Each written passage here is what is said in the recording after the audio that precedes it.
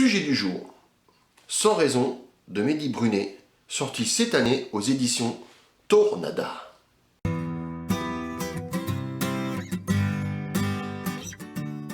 L'histoire de Sans raison, elle peut paraître simple, c'est la vengeance d'un père qui a perdu sa femme et sa fille dans des conditions, comment je peux dire, violentes, c'est-à-dire un enlèvement, à première vue sans raison.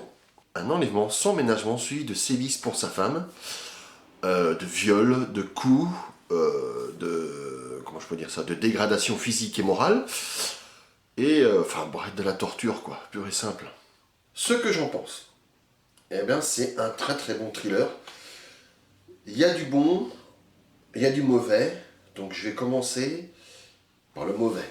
Trop de haies pour moi, c'est pas épuisant à lire, mais je pense que l'emploi du participe présent aurait permis d'alléger et d'avoir une certaine continuité un peu dans les actions. C'est pas indigeste quand même. J'ai eu une petite incompréhension avec l'histoire de Franck. Comment je pourrais dire ça, la première rencontre entre Franck et José, pour moi il y a un petit problème de logique là. Donc j'ai donné mon avis à l'auteur, à lui de voir. Si vous lisez ce livre, que vous tombez sur ce passage, je sais pas si vous allez le déceler, ou alors si c'est simplement moi qui n'ai rien compris, ça peut être ça, hein. Mais moi il y a quelque chose qui me choque.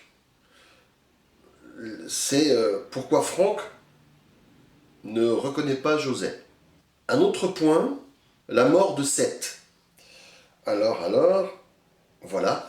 Il me semble qu'elle tombe comme un cheveu sur la soupe. C'est surtout la condition de la mort, le sens spolié, l'objet qui est utilisé. Ben merde alors. Il est là, comment ça se fait? Alors dans les bons points, il y a une chose que j'ai trouvé très bien et qui a très très bien servi l'histoire, c'est l'emploi du jeu.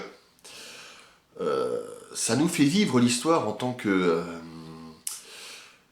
acteur, lecteur du personnage, et ça donne ce côté un peu angoissant à l'histoire. Ça m'a tellement angoissé, moi, je dois avouer franchement que j'ai eu qu'une envie quand j'ai fermé les premiers chapitres avec l'enlèvement, c'était tout simplement d'aller voir mes gamins.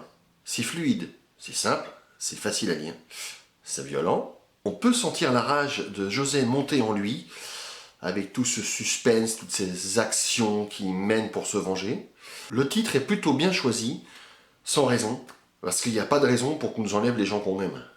En conclusion, ce livre me fait penser au film Prisonneur, qui nous amène à nous poser cette question: qu'aurais-je fait moi-même à sa place? Pour un premier roman, Mehdi Brunet fait mouche. C'est une bombe. C'est à lire absolument. Top 10 des livres de cette année. De plus, on pressent quand même une suite.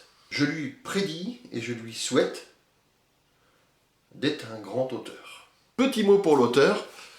Mehdi, feras-tu venir José dans le Bressuiret? Surtout que ça serait facile pour toi, tu connais la région. Si vous avez aimé cette vidéo, n'hésitez pas à la liker, je crois que c'est là, ou là, je sais plus. N'hésitez pas à la partager et surtout pensez à vous abonner. Sur ce, longue vie. Bye.